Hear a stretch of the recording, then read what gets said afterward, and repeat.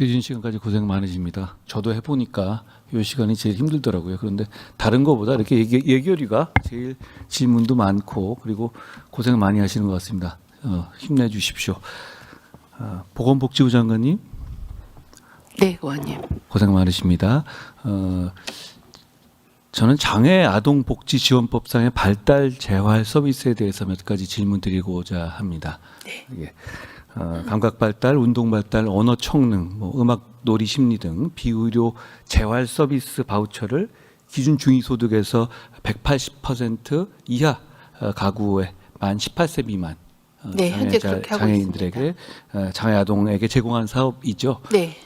저는 취지와 필요성 모두 대단히 필요한 사업이고 공감하고 꼭 필요한 사업이라고 생각합니다. 네, 더 그렇습니다. 많은 노고를 해주시고 계시는 것으로 아는데 노고에 감사드립니다. 그런데 제가 보기에 몇 가지 개선할 점이 있는 것 같아서 같이 한번 말씀 나눠봤으면 합니다.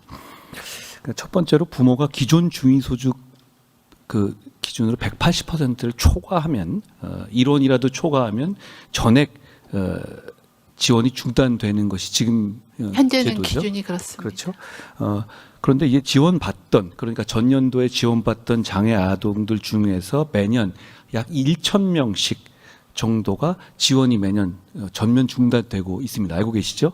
네, 아마 소득 기준이 그렇죠. 변동이 그러니까 하기 때문에 예를 들어서 180 기준에서 1원이라도 부모가 더 벌게 되면 그동안 받던 그 지원이 아예 0이 되는 것이죠. 네. 예. 예를 들어서 2023년 기준을 보면 1,195명이 직전 연도에 받았는데 아예 못 받게 됐었습니다. 부모에게 일정 소득이 있는 경우에 장애 아동의 재활을 전부 이제는 국가가 하나도 지원하지 이 기준에 따르면 지원하지 않고 전부 맡기고 그 국가는 도움 주지 않겠다. 이런 철학은 지금 2026년 선진국 대한민국에 어울리지 않는다고 저는 생각합니다. 어떻게 생각하십니까?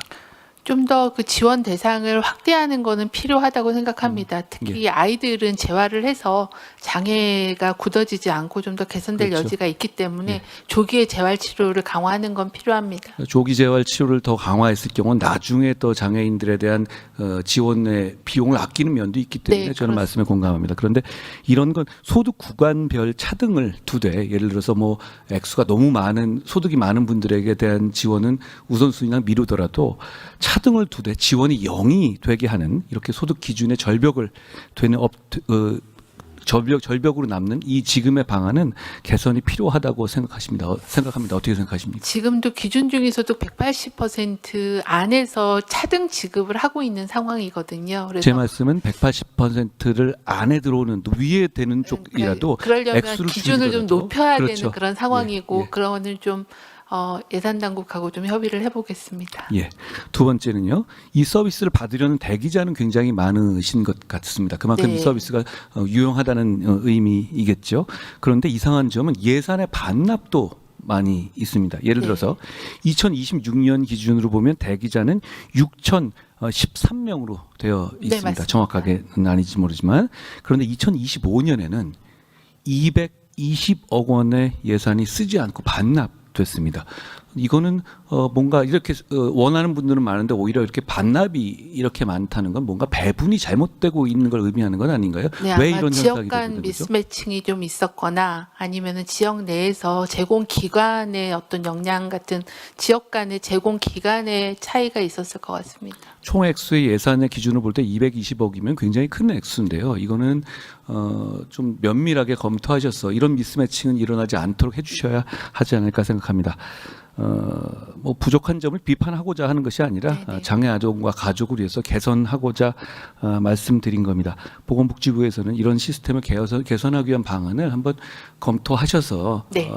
미루지 마시고 한번 저에게 알려주시면 함께 고민해봤으면 좋겠습니다. 네, 저희가 올해는 5월에 집행 점검을 해서 지역 간의 예산 사용에 대한 걸 좀 파악을 해서 지역별로 조정을 하는 걸 해서 이게 좀 불용되지 않게끔 그렇게 조치를 하고 있습니다. 더 개선 방안을 마련해서 보고 드리겠습니다. 고맙습니다. 산업장관님 혹시 어제는 없으셨는데요. 예. 그 선안권 반도체 투자 관련해서 미국이 선안권 반도체 투자를 얘기하면서 왜 미국의 투자가 늦어지느냐 내지는 미국에 투자하라라는 식의 문제 제기를 한 사실이 네, 그런 사실이 아니어가지고요. 지금 관련 관련 언론에 대해서는 제가 정정보도 요청을 하고 있습니다.